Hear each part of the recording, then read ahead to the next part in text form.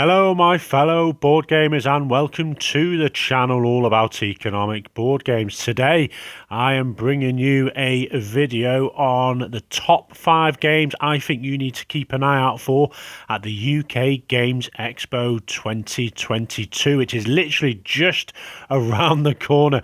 And I am so buzzed to get back to this event. I was there last year. It wasn't quite the same as normal, but having had a look through the programme, I think we are getting closer to being back on track for one of the UK's biggest conventions. And today, hopefully, I can bring you something that will grab your attention as you're at the event, hopefully if you can make it, and check out these 5 games.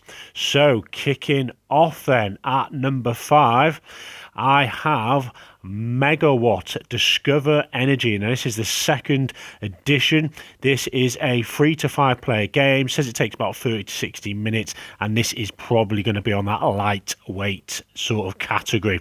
You can see another image here, and this is all about that building an electricity grid to power the future. Another electricity renewable energy type game. So you can see some of the cards on play here. Now it is a card game that challenges you to build an electricity grid. You'll be using tech cards to supply power and upgrade cards to improve your grid. You'll boost your hand and you will compete with the other players over these action cards. Now, you'll try and adapt as the world changes around you when new event cards appear.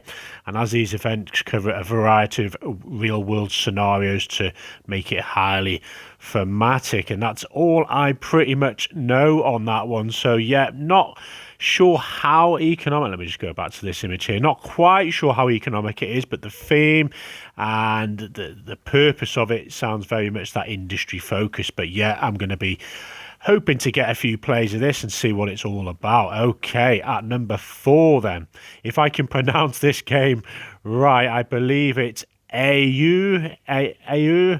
So this one, I haven't got a lot on this one, but it's brought to us by the same publishers who brought QE, which I've yet to play. And a lot of these games, it's the publisher Cubico Games. They make a lot of their games in this sort of wooden format, and if they do successful, I'm guessing it may get a print run and a look at it in a different light and bring it to sort of mass publishing. I believe there's only something like 30 copies of this available there, but I am getting straight in there, and this is all about nations trading their currency for resources to convert into gold. So it's a real-time trading game for 4 players. It says plays in about 45 to 60 minutes. Not sure on the complexity. I'd imagine this would be light to sort of medium. And it says over the game you'll have your own national currency and you'll have an equal amount in gold, no debt, no credit. And as a round starts, players are acquiring resources and printing currency.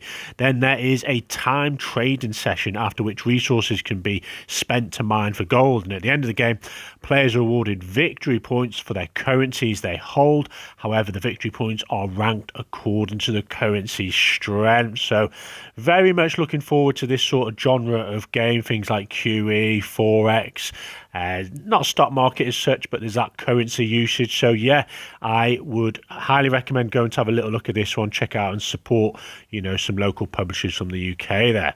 Okay, at number 3 then, we have a game that the cover art looks outstanding, and this is Solar 175, a bit of a legacy game here, which is quite unusual in this sort of genre of games.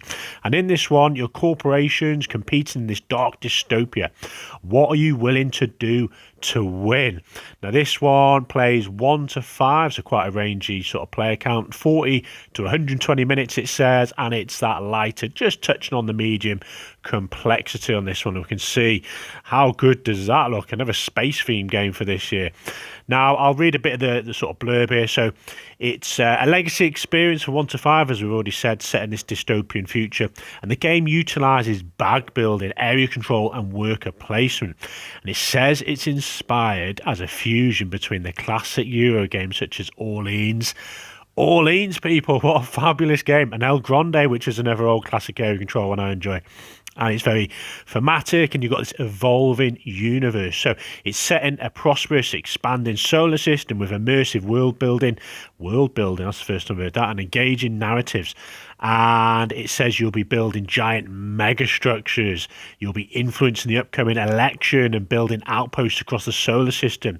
And play continues until one player has built up to 15 unique outposts.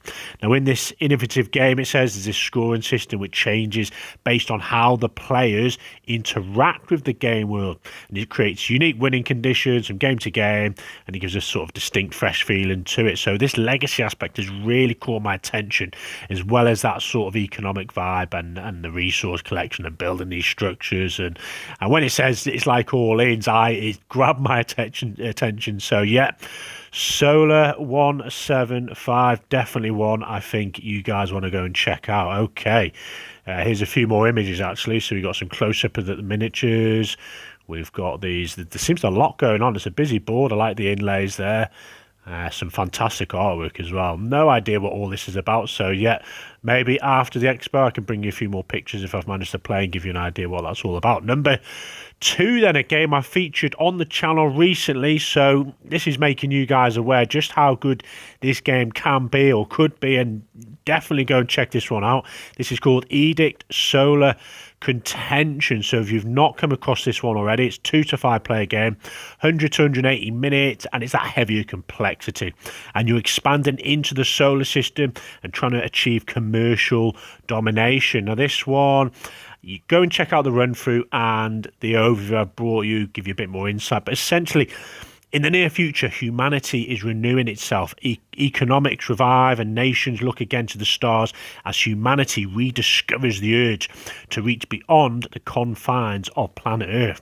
And collectively, Earth's nations and people set a course for the exploration of the solar system and exploitation of resources it has to offer. So you've got a couple of images here of this sort of solar system. You've got the inner and the outer.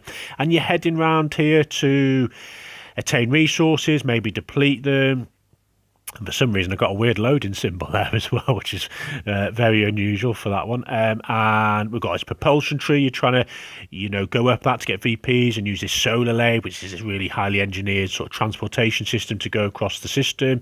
You are then bringing these resources back to Earth, and you're trying to complete these edicts, which kind of control the playing time in the game, and you're getting, money for these, which then lets you reinvest in your, if I got an image here, well, here's an image of a close-up of one of the planets where you can put out these orbital mines, orbital platforms, should I say, and these mines, and extract resources and deplete them back to Earth. You've got some cool miniatures there. This is your mission control, where you've got these executives, and they get more powerful, hopefully, as you recruit them. They let you do more actions, and these let you, resource more things, move further, get out certain structures and miniatures. So yeah, this is the crux of the game really, as to how many actions you've got, and there's a host of stuff there. But go and check out one of the overviews I brought you. But yeah, run to this stand, have a look at this. It's a long game, I'd imagine, too long to have an actual playthrough, but hopefully if you get a turn or so, it'll give you a good idea of what it's all about. And this is some of the companies you'll be taking charge of, Amazon. I do like how they've played some of the artwork here. Hopefully they can get this through when Kickstarter finally arrives and have this sort of real life artwork, which looks great. Okay, folks, number 1, I am absolutely running towards this stand once I have entry. I cannot wait for this game. It's currently on its Kickstarter, it might have just finished, and this game is Autobahn. Now, this is by Alicat Games, and you're building roads, delivering goods, and getting up the Ministry of the Transport ladder. 1 to 4 player game, 90 to 150 minutes, and it's heavy complexity. Here is an image of the board. Very vibrant and colourful, this one, so I'm intrigued to see how that impacts the play. Does it look too busy? And there seems a lot to happening on the player boards. But essentially, you're building the German motorway system over 3 periods of time, spanning from the end of World War II to the present day. And at the end of the second period, the unification opens and opportunities arise. So a bit of sort of thematic history there. But as a director of this Autobahn organisation, you are responsible for managing and developing the German federal highway system. Now, from Aside from building roads, it says you'll also be responsible for facilitating the transport of these goods to neighbouring countries and constructing petrol stations to benefit from this new traffic.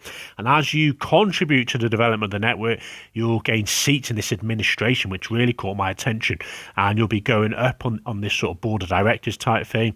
And that'll happen over the course of the game to get more prestige and VPs and access areas as well. So another image, a close up here, so you can see this road structure.